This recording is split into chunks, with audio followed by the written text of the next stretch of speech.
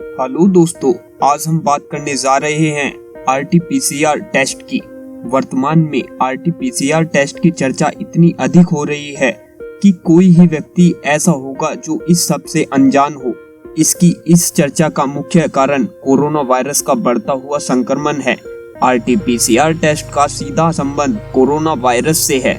दरअसल कोरोना के बढ़ते हुए मामलों को देखकर तमाम राज्यों की सरकारों ने अलग अलग दिशा निर्देश जारी कर दिए हैं। कई राज्यों ने RT-PCR टेस्ट की रिपोर्ट का नेगेटिव सर्टिफिकेट देखकर ही दूसरे राज्य से आने वाले लोगों को प्रवेश की अनुमति दे रही है। RT-PCR टेस्ट का पूरा नाम reverse transcription polymers chain reaction test है।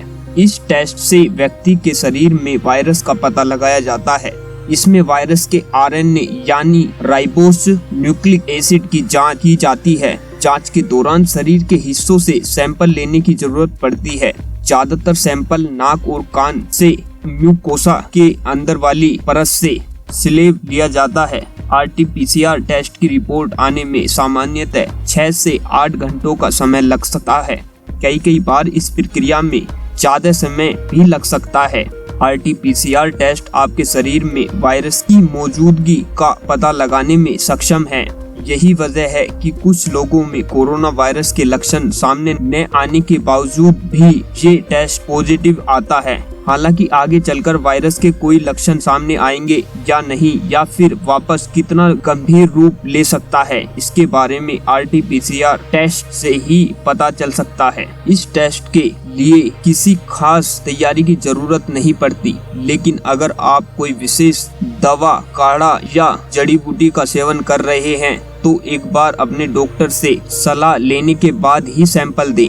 ऐसा इसलिए ताकि आप जो दवा या काढ़े का सेवन कर रहे हैं उसकी रिपोर्ट पर असर न दिखे। RT-PCR टेस्ट में सबसे ज्यादा महत्व लोग CT वैल्यू को देते हैं। CT वैल्यू का मतलब होता है साइकिल क्रैश होल्ड, यानी किसी व्यक्ति में संक्रमण का पता कितने साइकिल के बाद चला, इसका पता CT वैल्यू से चलता है। CT वैल्यू अगर ज्यादा है तो इसका मतलब है कि संक्रमित व्यक्ति में संक्रमण का वायरस लोड कम है।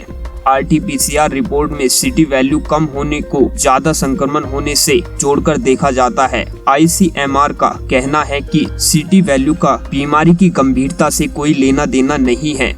CT वैल्यू को हम इस प्रकार की समझ सकते हैं कि यदि व्यक्ति में वायरस का पता लगाने के लिए अगर बहुत कम साइकिल की जरूरत पड़ी तो इसका मतलब है कि व्यक्ति के शरीर में वायरस की मात्रा कम थी, और यदि संक्रमण का पता कम ही साइकिल में चल जाए तो इसका मतलब है कि व्यक्ति में वायरस की संख्या बहुत ज्यादा थी। ICMR का कहना है कि दुनिया भर में CT वैल्यू का कट ऑफ 35 से 40 के बीच रह गया है या रखा गया है। ICMR ने 5 अप्रैल के अपने बयान में कहा है, सभी मरीज जिनकी CT वैल्यू 35 से कम है उसे पॉजिटिव माना जाएगा, जबकि 35 से ज्यादा CT वैल्यू वाले लोग नेगेटिव होंगे।